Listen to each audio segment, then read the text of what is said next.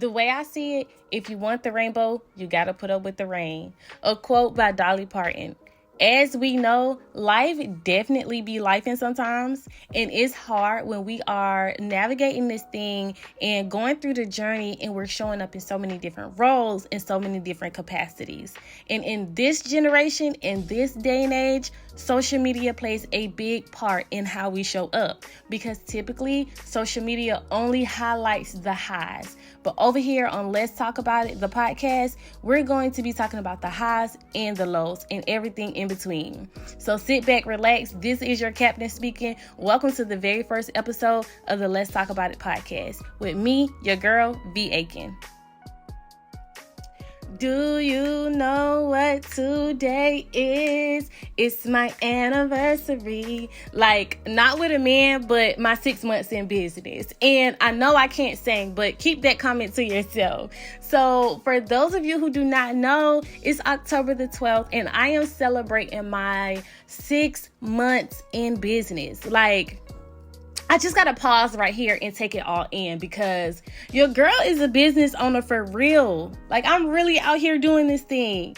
And I had to pause because if you would have asked me 6 months ago where I saw myself or even what I was working on, I promise you, I never would have told you anything about a business. I never would have told you anything about a podcast, because I never saw myself being a business owner.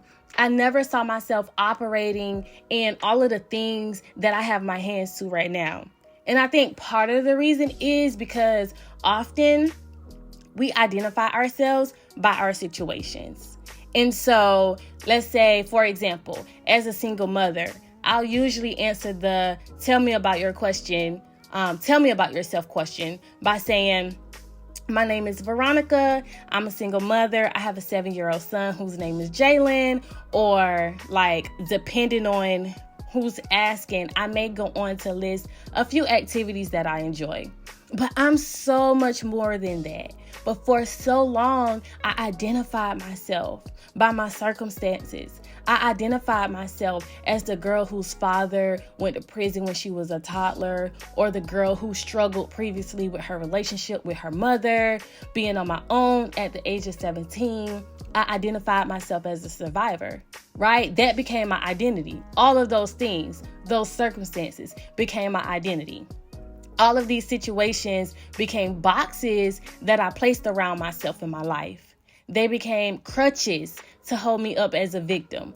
Crutches that supported my bad habits, choices, and reasoning for doing, thinking, and being the way that I was.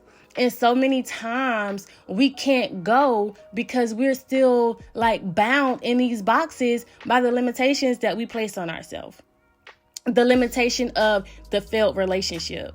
The limitation of like who abandoned me, or who, didn't do this, or who did this to me. And if you're new here, a lot of people are following from my Instagram and from my social media. And so just like the picture that's probably on your screen right now, you may see me put together. You may see me showing up as a mother with my son on my right side. You may see me, looking like I'm going in purpose in all of these things. But let's not be confused. I had to go through a journey to get to this point. And I think we all do. But for so long, some of us do not make it through that journey, because that's a tough place to navigate. Like that journey where you really have to come to terms with the identity crisis that you're facing. That's a tough journey. That's a tough place. That's a lonely place. But you see my now. But a lot of people don't know or didn't get to see my then. When I went through that dark place. Like, can you imagine the gaps that I had growing up without a father? My father went to prison when I was about 3. I met my father for the first time that I actually could remember when I was 21 and pregnant with my son.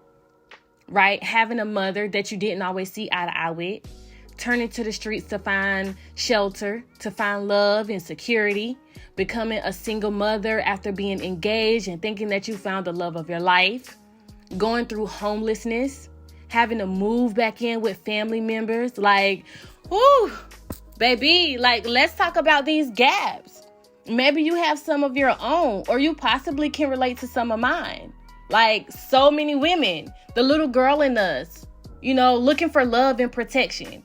So for me, I started seeking that from older men because life forced me to mature at such a young age. I was used to like getting it on my own and taking care of myself.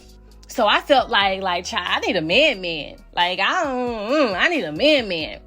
But that was a gap because all that it created was the fact that I was allowing these older men to come in and poison my virtue, take my worth, destroy my mind and my innocence, taking advantage of me. Not even realizing that the little girl in me was searching for my daddy, right? Creating promiscuity. The mindset of thinking like my body was my identity. While all along I was tainting my understanding of who I was and the power that I possessed and understanding my value, my worth, and how precious I was. And those are gaps that, if we are not careful, will keep us hostage from going out there and really being free. Like now, if you look at my social media, even the picture right now for this cover, I'm smiling big. There's me on camera, me talking, like me just literally laughing out loud. But like 2 years ago, I would never have done that. I would have never posted a picture with me really smiling and showing my smile. You know why? Because of a gap.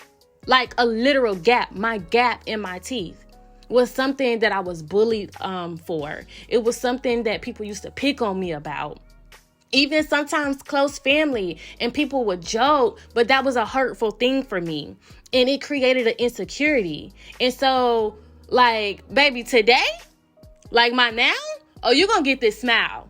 You're going to get all this gap. You're going to get these teeth. Like, you're going to get it all. And it feels good when you start to literally like lay all of those weights aside and you like really start to come to terms with the fact that, people only can give you what they have to give you. If you are still holding on to the disappointment that you felt like your mom didn't give you everything you needed, your daddy wasn't there when you needed him to be, that person that you gave your loyalty to, they dropped you and, they weren't loyal back to you. You outgrew that friendship and that relationship and you feel some type of way about it. Like lay that weight aside. Let that go because that keeps us contained and that keeps us in such a place where we can't really go and walk in freedom. Like we thank God for growth. Because I've come to terms with knowing that I am not my circumstances. And that was a lot of weight. That is a lot of weight for anybody to carry. My identity is not based off of what I had or didn't have growing up. I'm not that young girl that was searching for love in all the wrong places and, wrong faces. I'm not that failed relationship. I don't have to be a survivor. I can rest. I'm not operating out of a deficit. Right? Like I am not that divorce. I am not that traumatized child. If you ask me today, who are you? I'll tell you, I'm Veronica Aiken, a woman with a vision and a mother on a mission. I'm a believer, a mother, an entrepreneur, a friend, community activist. Listen, honey, I am a dynamic woman with limitless abilities. I am a woman who has overcome triumph, lack, brokenness, unforgiveness, and I share my life experiences in an authentic, unmasked way to encourage, empower, and esteem others to do so as well. And I am a walking testimony that your circumstances does not define you. And you want to know how I can say with complete confidence that they don't define you? Because today, none of them are holding me back. None of my previous circumstances, none of my situations are holding me back from walking in my fullness of purpose. They only positioned me for it. It only made me stronger.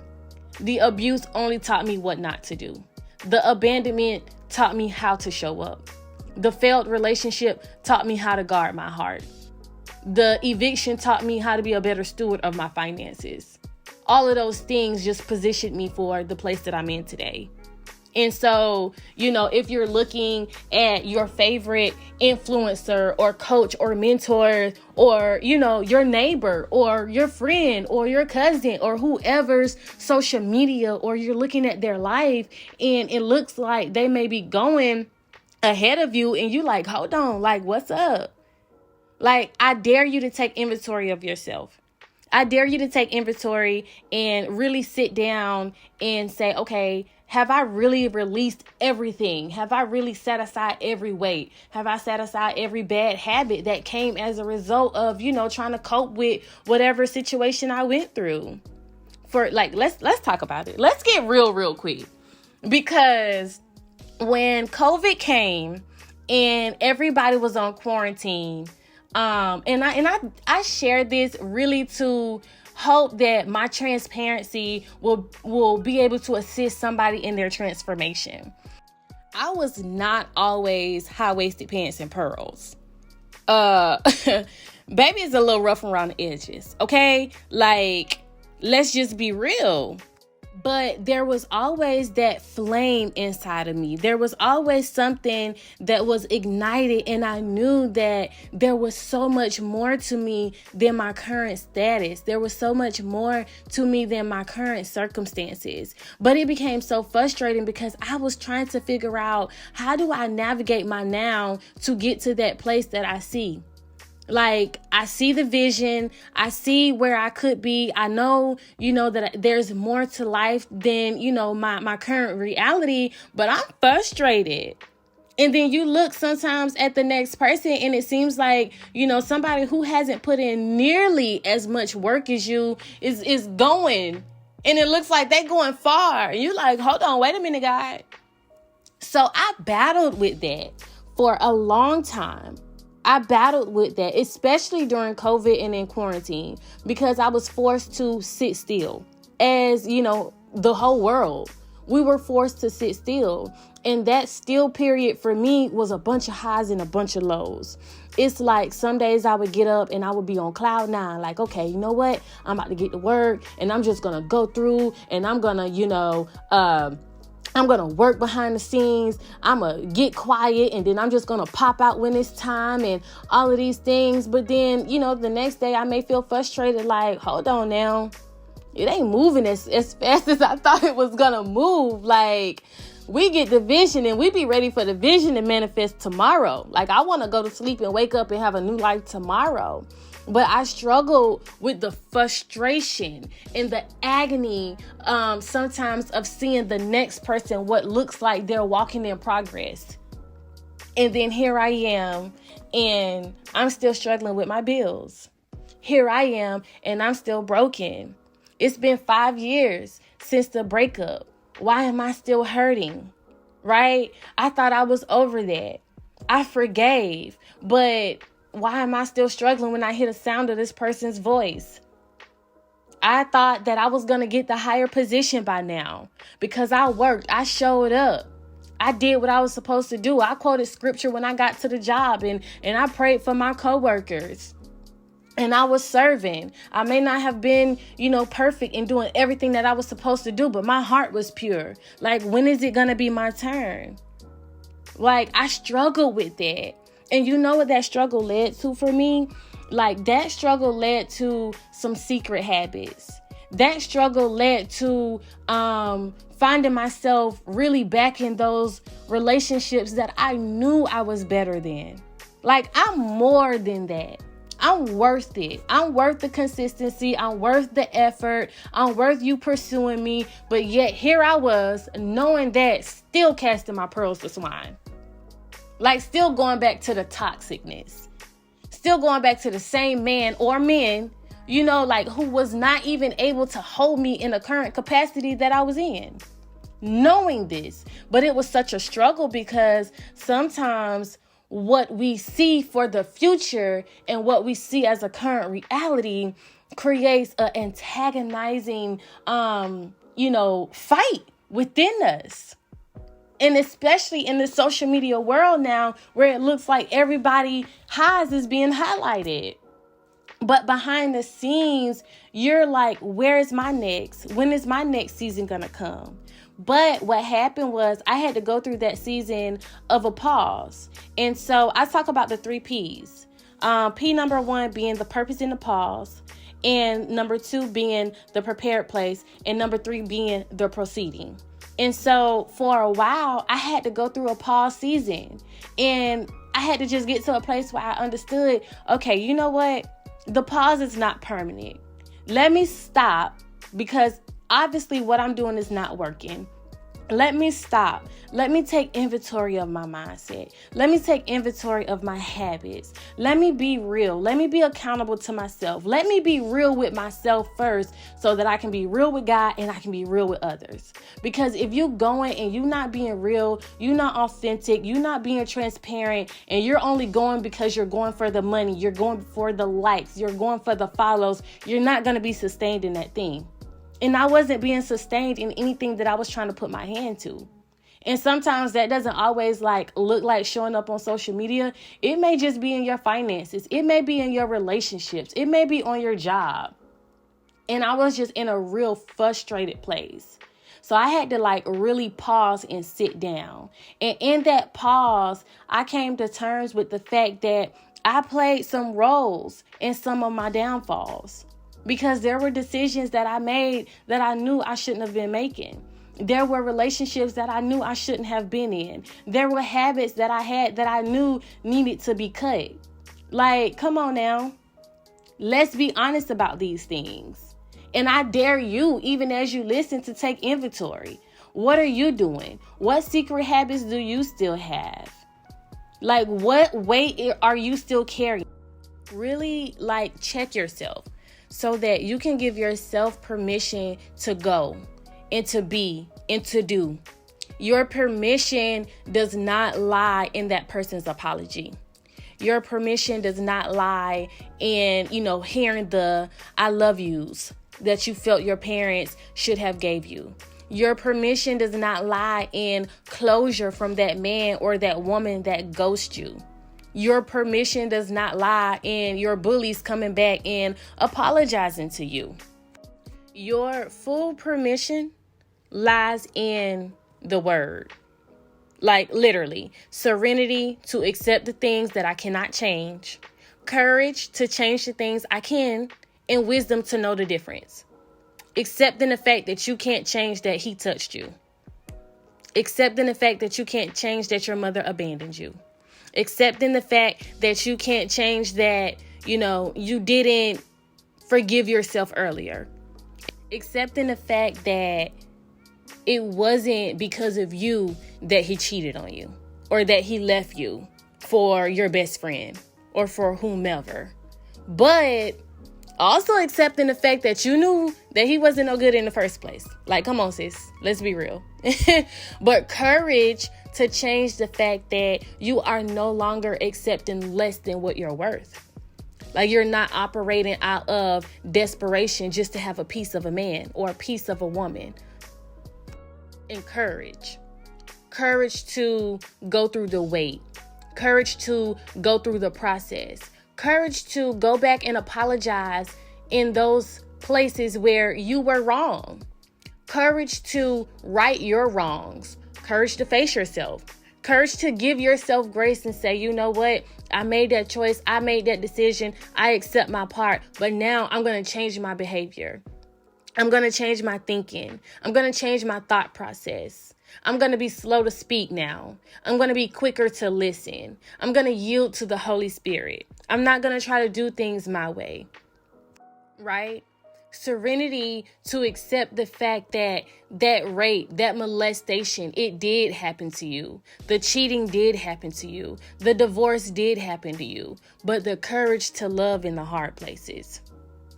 And that doesn't mean that your feelings aren't valid. It just means that those emotions are no longer your chains. Because sis, we got business to handle. We got things to do. We got books to write.